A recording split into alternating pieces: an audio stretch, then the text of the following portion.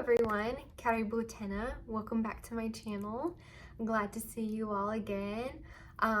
Today's video is going to be about, as you can see in the title, building your resume either as a new graduate nurse or an established nurse. So I put a poll out on Instagram to see what kind of content you guys wanted to see the most, and the top two choices were building your resume and a week in the life of a nurse. So the week in the life of a nurse actually got the most votes, but since I'm in the process of filming that week, I wanted to still give you all some content in the meantime. So that is what today's video is. I want to speak to those of you who are working on your resume. So without further ado, let's jump into how to build your resume. So I've kind of split this up into parts because I feel like I speak better when I split things up. But the first thing that I want to talk to you guys about is the difference between a resume and a cover letter. And I can do a separate video on a cover letter if that's something that you guys want to see. Might even make a TikTok reel or an Instagram reel on that because it's a little bit shorter. And if you guys want to see that content, just let me know. But a cover letter is basically a one-page letter that has like 1 to 2 paragraphs in it, just very briefly explaining who you are, why you want the job, why you'd be good for the job, and then thanking for the opportunity to apply for the job. And sometimes it goes with the resume, it's not always required, but that's what the cover letter is. It's very short, succinct, whereas a resume is almost more like your own short portfolio. It talks about you, your skills, your experiences, your awards, your achievements, your references, all those great things. So that is what I'm going to be talking about, is the resume portion and how to build your template for it. So obviously there's all sorts of ways to create a resume, but sometimes it might initially feel like overwhelming when you're not sure what template or resume builder to use. So there's a couple different options. The two that I recommend that I'll get into are using a Word or Google document template. But there are resume builders that are online that are sometimes free to use, or sometimes you pay to use it, and you can use one of their templates. A lot of times they will pick out the word choicing for you. You can input the skills that you have, and it kind of pops out a resume for you. You just have to input as much info as you can think of as it asks it. The only problem with those type of resume builders is that a lot of times you create your resume on it, and then it's not until the end that you realize that you have to pay for it, or that you've given them your email and you're signed up for a subscription. So don't let that catch you off guard. That's why I personally like to just use templates, because I got stuck once where I made a resume template because it said free resume site, and I used it, and it wasn't until the end that somehow I got my email, probably because they sent the template to my email. And then a month later, I realized that I'd paid $20 for a 1-month subscription that I didn't intend to. So just putting that out there, don't get caught in that. But it doesn't mean that you can't use it if you really want to, you know, take some of the work out of really putting time into like creating your own resume if you find that you're short on time or you're willing to spend the money on it. I always lose track of numbers, so I'm just going to say the next part. So the next thing to do is, once you've decided if you're going to use a website, which from here I won't be help, but if you use the template, I can be of help. Once you decide what you're going to do, you have to choose the template you want. So I'll show you hopefully on the little screen here. I recommend either this one by Word. There's one that you can use like little spheres in it, or there's one called the bold resume. So the spheres one allows you to put your photo, and then the bold one has a little bit more like colors and bold prints and stuff. So the key when using a template is you want your resume to stand out, but you don't want it to be so like distracting that it is eye-catching, if that makes sense. So you want it to look professional, you want it to be eye-catching, but you don't want it to be distracting or unprofessional. So the best way to do that is using bold prints, 1 or 2 colors for like a color scheme to your resume, or a resume that has like your picture in the top left corner or top right corner, so they can actually attach a face to the name if that's something you're comfortable with. And then if you're on Google Docs, the best one that I recommend is the Spearmint one. And like I said, you don't want just a black and white resume that kind of falls in with others. You never know when the manager who is going to hire you has 5 resumes to go through. So they're going to look at yours, or 100 to go through. And if they've got 100 to go through, best believe that they're going to look at the ones that stand out and save themselves some time, as opposed to all just the black and white ones. Still kind of on the topic of design, from here, obviously you can play around a little bit before you start putting in your experience and skills, and you can change the bold, you can change the typing format, you can change the colors and the font and all those things. So that's the next thing you want to do, is kind of create the design that you want it to have. I wouldn't waste too much time on creating designs, but at the same time, you still want to catch the person's eye. So now we're into talking about the actual building the resume parts. This is the fun or not so fun part, depending on how you feel about it.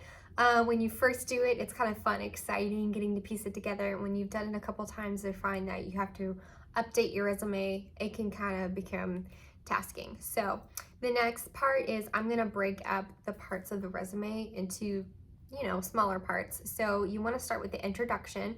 So not every resume has a little introduction, but I think it's good to have one.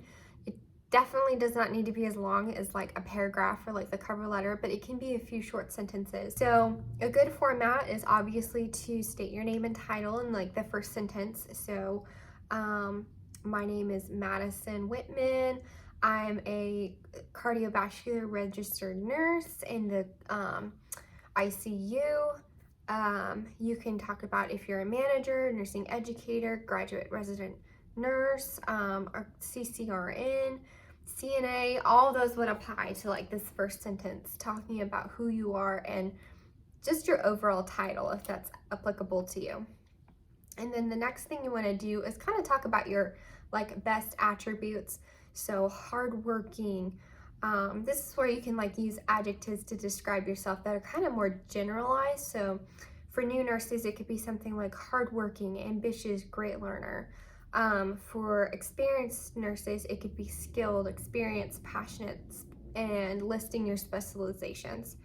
So just to give you a little idea of what mine sounds like, it is hardworking cardiovascular intensive care unit, registered nurse, accustomed to treating diverse patient needs while managing dynamic conditions. If you're a CNA, you could say something like history of advocating for patient needs and fostering top quality care. You don't have to get as wordy as I do, but those are just some examples of what you can use to kind of sit yourself out and introduce yourself.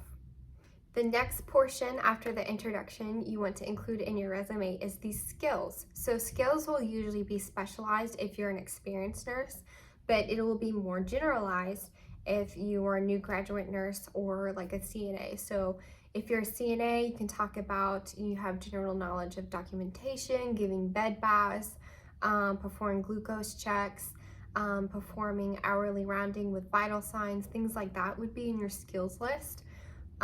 Same thing goes for a nursing student. Honestly, the same things you would use as a CNA for skills, I would put in as like a graduate nurse resident, because that's really all you have to go off of, especially if you haven't already been a CNA. You've done CNA-like work at some point. And then if you're an experienced RN, it will be, let's say you work in labor and delivery, you'll talk about your OR experience. You've assisted in vaginal and cesarean section births. You've assisted in maybe some like stillbirths, hard situations, or maybe complicated situations where there were twins. You can talk about the postpartum care that you've given. So it's diverse because you know how to care for the baby and the mother, things like that. Totally add those there in the skills. The next thing that you can do after skills or under skills, it could be licensure. So sometimes people will separate skills and licensure, and sometimes they'll put them in the same column together. It's just up to you and kind of whatever you think is going to make it more concise and easy to read. But the next part would be to put in your licensure. So do you have your basic life support? Do you know, are you like stroke scale certified? Do you have your advanced life support? Do you have your critical care registered nurse certification? Are you specialized, certified in a different department and things like that? That's where you would add it. All right, the next part is experience. And before I really get into it, if you are a graduate nurse resident, this may be something you want to consider. You may want to actually put your education before your experience. It kind of depends on whether or not you've been a CNA or worked in a hospital / healthcare setting before, or in any other kind of job that's kind of related to healthcare, because when you put your education, it still kind of sparks the interest of the manager, like who's hiring you, or the recruiter who's looking at your resume, like these are the skills that we're looking for this job. And if you don't have those yet, you don't have that experience or experience as a CNA, sometimes maybe putting your education first, that you have a bachelor's degree, and your GPA and kind of some of the things that you did in clinical go better first, and then the experience to follow, because you just don't have experience yet, and that's okay. You're there to gain it and learn it. But it kind of just helps with the formatting for people to see, okay, they still have a basis for nursing. But then you can go into the actual experience, and definitely if you've been a CNA, you can list all those things in there. If you've been a phlebotomist, any type of healthcare related job, you should definitely include. But then with your other jobs, you kind of have to, I'm trying to think, like I'm not gonna add all my babysitting jobs, or if I worked, like a summer camp or something. What I'm gonna include is that I worked as a sales associate, which might sound weird, but it's customer service. So I can link in there, hey, I worked with angry people and I worked with happy people, and I've had like diverse interactions with upset customers, because I even worked as an assistant manager in retail at one point. So my manager who hired me actually really liked that. I mean, I'm working in the same place I worked as a CNA, but when I started as a CNA, that was actually what got me the job, was, oh wow, not just being a manager, but having kind of that like customer service interaction. She was like, okay, if you were there that long and handled that many angry customers, then you shouldn't have that much problem transitioning into, like, when we get diverse patient needs and maybe a grumpy patient versus a really kind patient, it's not going to be new to you. So if you're listing something like that, link your skills, your social skills from that job into the job that you're going into. So just make sure that you list your experience that is obviously like applicable, and do your best to make the skills that you attribute to those experiences tie into what you're applying to. Hopefully that makes sense. I hope I'm not drawing on too long, but yeah.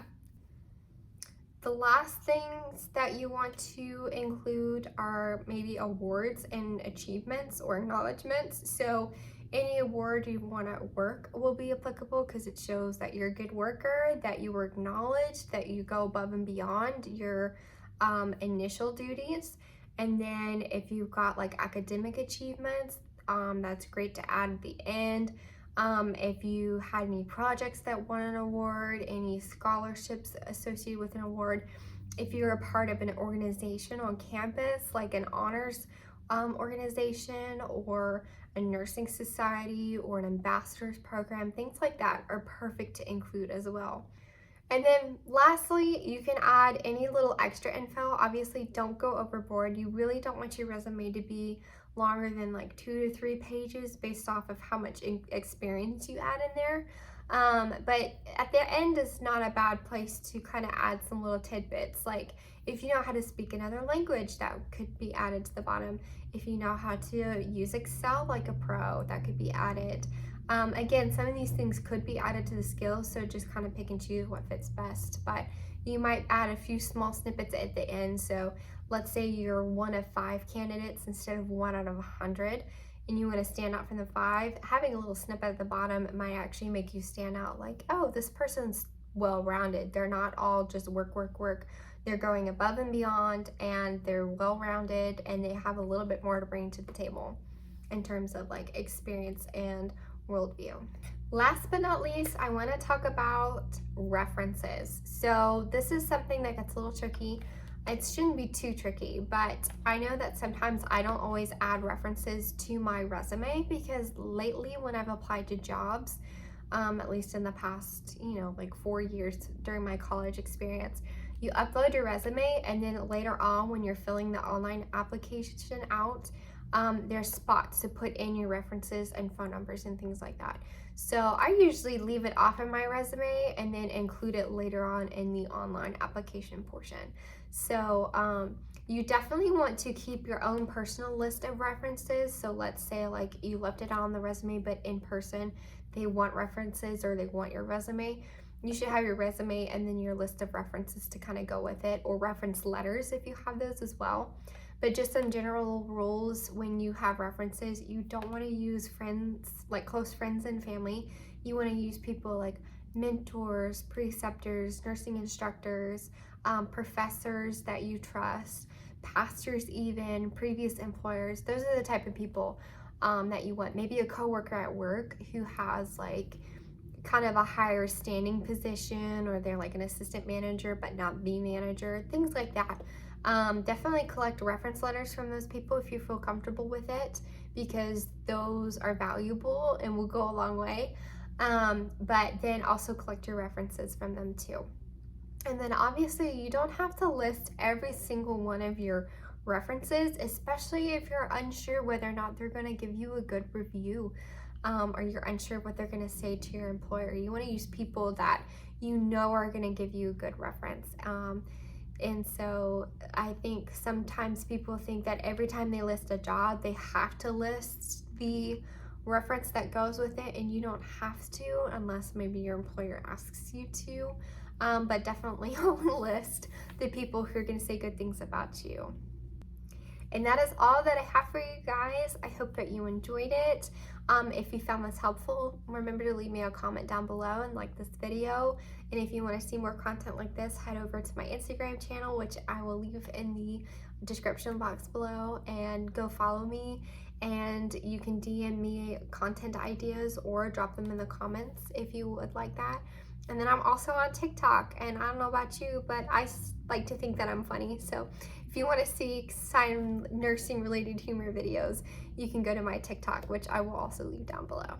But I love you guys. Thank you for watching. Thank you for inspiring me and kind of giving me ideas for videos to use and what you guys need, because I want to not just put out content for the fun of it. I want to put out content to meet needs that are out there. So I hope you guys enjoyed it, and you guys are staying happy and healthy and blessed.